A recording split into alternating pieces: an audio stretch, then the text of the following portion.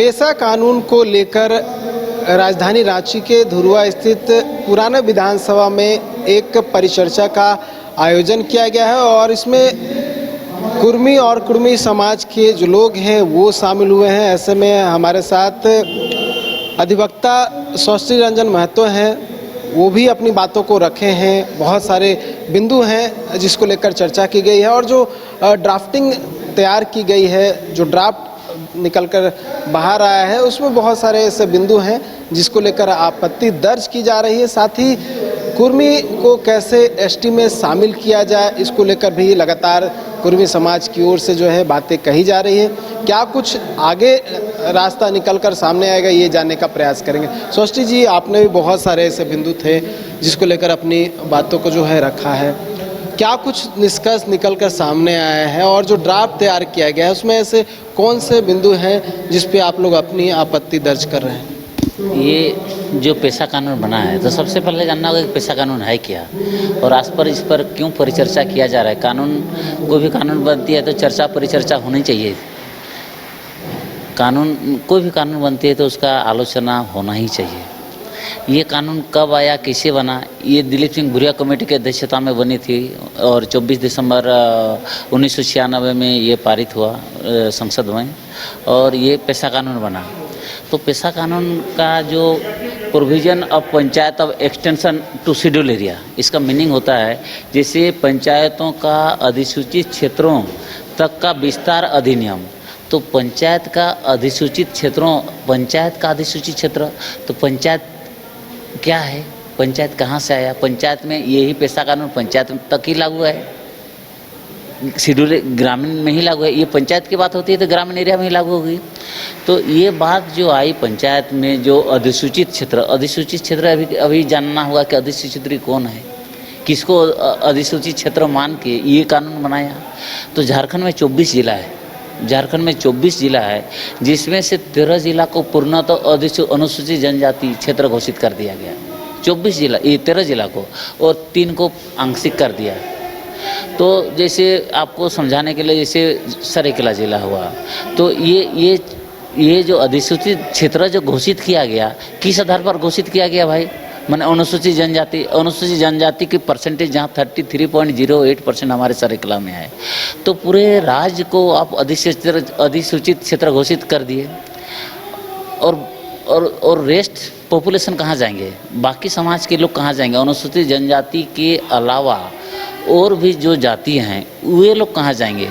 और ये बोलते थे कि पेशा कानून वही लोग है अनुसूचित जनजाति के लिए ही बना है, अनुसूचित जनजाति के लिए बना है। तो अनुसूचित जनजाति के लिए एक क्या बोला जाता है, ग्राम सभा होगा।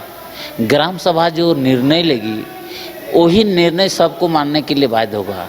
तो ग्राम सभा का भी परिभाषा ये है कि जैसे आपका पंचायती राज नियमावली 2001 में ग्राम सभा का जो परिभाषित किया गया है, उसमें बोला था कि जो राजस्व ग्राम होगा, जो मतदाता सूची में नाम होगी, वही जो निकाय होंगे जो चुने जाएंगे वही ग्राम सभा के अध्यक्ष होंगे और वो जो निर्णय लेंगे वही सर्वमान्य होंगे। तो आप एक ग्राम में रहते हैं, अनुसूचित जनजाति के 2 घर है, 2 ही मेंबर हैं, बाकी गैर आदिवासी हैं, तो उनका बात कहाँ रखा जाएगा? ये ड्राफ्ट में है? ये ड्राफ्ट में नहीं है। ये भी जितने भी ड्राफ्ट बनाए हैं सिर्फ अनुसूचित जनजाति के ड्राफ्ट में ही उल्लेखित है कि ये विस्तार अधिसूचित क्षेत्र और अनुसूचित जनजाति के लिए ही लागू है। जहाँ आदिवासी की संख्या है, जहाँ अनुसूचित जनजाति के लिए ही ये कानून बना है।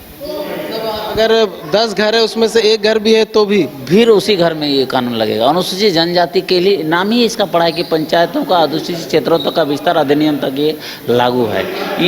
ये पंचायत तक नियम है। तो ये तब अभी कैसे पता चलेगा? तो देखिए, यहाँ कानून में भी लिखा है कि यह विस्तार झारखंड राज्य के अनुसूचित क्षेत्रों में लागू होगा। अनुसूचित क्षेत्र मतलब शेड्यूल एरिया में ही लागू होगा। और क्या लिखता है कि अनुसूचित क्षेत्र का, तब क्या मतलब लिखा है कि भारतीय संविधान के अनुच्छेद 244 सब 1 के अधीन जो भारतीय गजट के अनुसार तो ये 244 खंड में आपका प्रोविजन है कि अनुसूचित क्षेत्र, अनुसूचित जनजातियों के प्रशासन और नियंत्रण के बारे में भवन, तो क्षेत्र तो आप घोषित किए और अनुसूचित स्पेसिफिक शेड्यूल 5 में ये प्रोविजन है। शेड्यूल 5 में ये प्रोविजन 243 में ये प्रोविजन, ये 244 में प्रोविजन किया कि अनुसूचित क्षेत्र के लिए अनुसूचित जनजाति के लोग ही प्रशासन में रखेंगे और नियंत्रण करके रखेंगे। ये 244 में प्रोविजन है सब पुलिस जवान के, ये प्रोविजन है। तब जब अनुसूचित जनजाति का ही प्रशासन होगा, नियंत्रण सब कुछ होगा, तो बाकी और कहाँ जाएंगे? यही इसी का चर्चा चल रहा है। जब आप पेशा कानून, जब आप पूरा संपूर्ण राज्य में आप पेशा कानून, जैसे हमारे सरायकला में 9 प्रखंड है, पूरा प्रखंड में अनुसूचित क्षेत्र घोषित कर दिए, क्षेत्र घोषित कर दिए और 33% आपका पॉपुलेशन है, तो रेस्ट पॉपुलेशन कहाँ जाएंगे? उसके लिए आप क्या कानून बनाएं? इसी पर परिचर्चा। यदि आपको कानून बनाते हैं, सबके लिए कानून बनाना चाहिए, या जितने जहाँ 33% जहाँ अनुसूचित जनजाति के लोग हैं वहाँ पाटली बनाना चाहिए। लेकिन आप संपूर्ण क्यों? संपूर्ण के लिए कि तो कुछ जगह तो गए।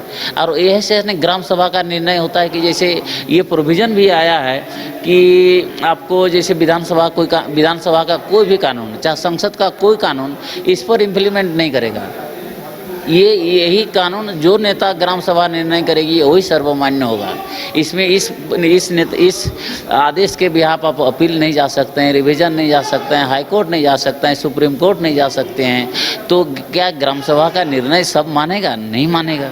आप क्यों मानेगा? आपका निर्णय को क्यों मानेगा? और ये भी नहीं लिखा कि आप कितने पढ़े लिखे लोग उस क्षेत्र ग्राम सभा के मेंबर होंगे, उसकी भी सीमांकन होनी चाहिए थी इसमें।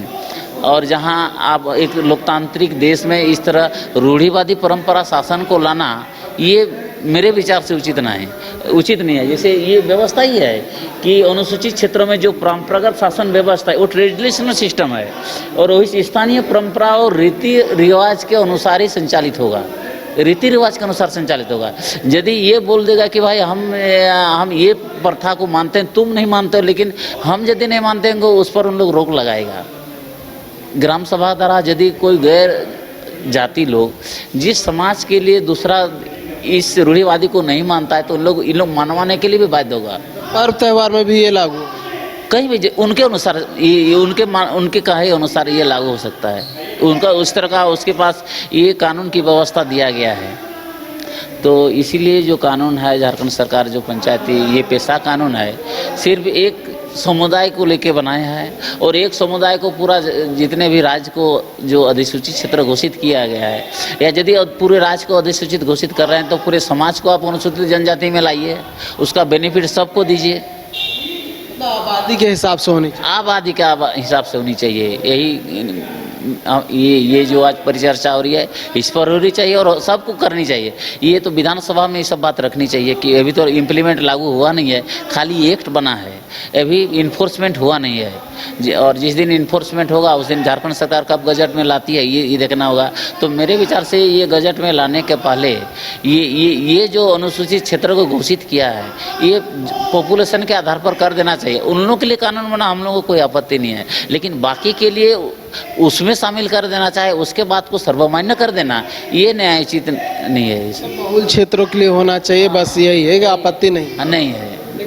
एसटी वाली बहुत जो बात आप लोग कह रहे हैं, पहले भी हम बात कर चुके हैं, यहीं पे एक कार्यक्रम का आयोजन किया गया था, उसमें कहा गया था कि जब तक कुर्मी और कुर्मी जाति के जो लोग हैं उन्हें जब तक एसटी में शामिल नहीं किया जाता तब तक सख्ती से यहाँ पे पेशा कानून लागू नहीं किया जा। तो क्या वही मांग है या फिर जो आप बात कह रहे हैं कि जहाँ उनकी आबादी है वहीं पे ये पेशा कानून लागू अन्य क्षेत्र में ना हो? ये देखिए, बात तो जब आप अनुसूचित क्षेत्र पूरा घोषित कर रहे हैं तो अनुसूचित जनजाति बनाइएगा कि नहीं बनाइएगा?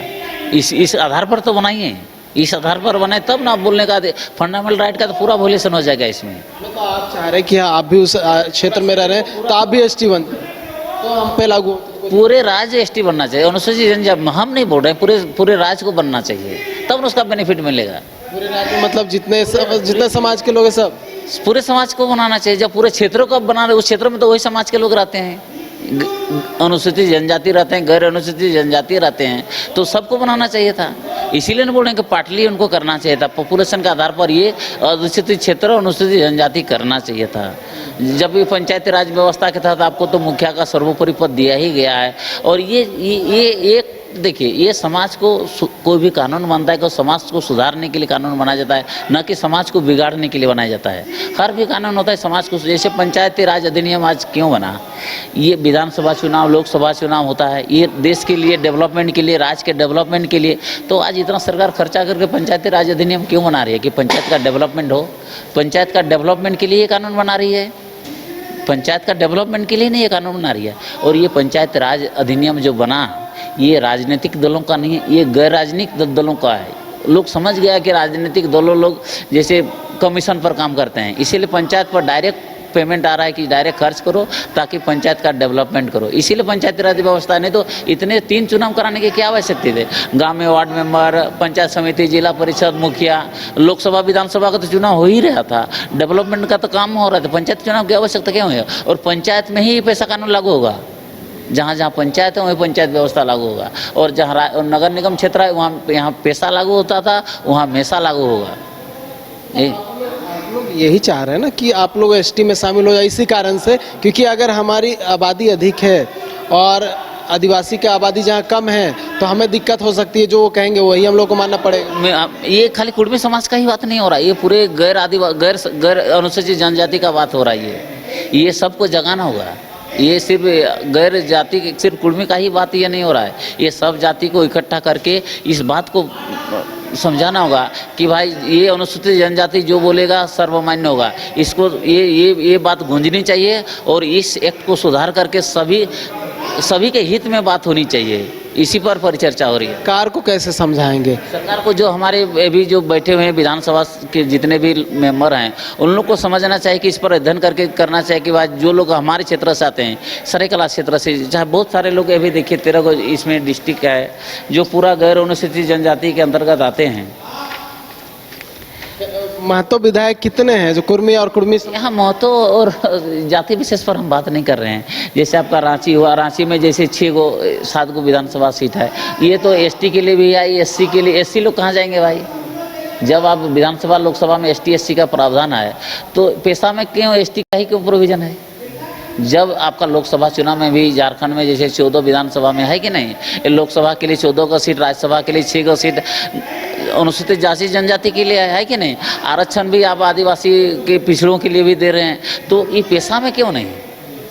तो इसीलिए जैसे अभी पाकुड़ लागत जनता, सरायकला, पूर्वी सिंहभूम, सिमडेगा, लोहरदगा जितने भी के विधायक लोग हैं, इस पर परिचर्चा करना चाहिए था कि पेशा एक्ट में पॉपुलेशन के आधार पर पाटली करे, पूरे को मत करे, जहाँ आबादी वहीं करे और अन्य क्षेत्रों को छोड़ दे, बाकी को छोड़ दे। यही है। क्या चाह रहे हैं कि जो विधायक हैं, कोई भी अगर समाज की बात कर ले वो भी बात रखे, या फिर जो कुर्मी समाज के जो विधायक हैं वही? नहीं, सब समाज के, कुर्मी समाज से ये मतलब नहीं, पूरा समाज। कोई भी लीडर्स होता है किसी एक जाति धर्म पर ये बात नहीं करता है। लीडर होना चाहिए कि सबके सर्वजन होता है, सर्वजन सुख है। किसी कोई भी लीडर होता है कि एक जाति एक धर्म पर बात करने वाले को हम लीडर नहीं कहेंगे। लीडर वही होता है तो पूरे समाज का बात करता है, पूरे राज्य का बात करता है, पूरे देश का बात करता है, वही लीडर होता है। ये पार्टिकुलर लोग को हम लीडर नहीं मानते हैं। लीडर वही होता है कि सबके हित के जो बात करेगा वही लीडर है।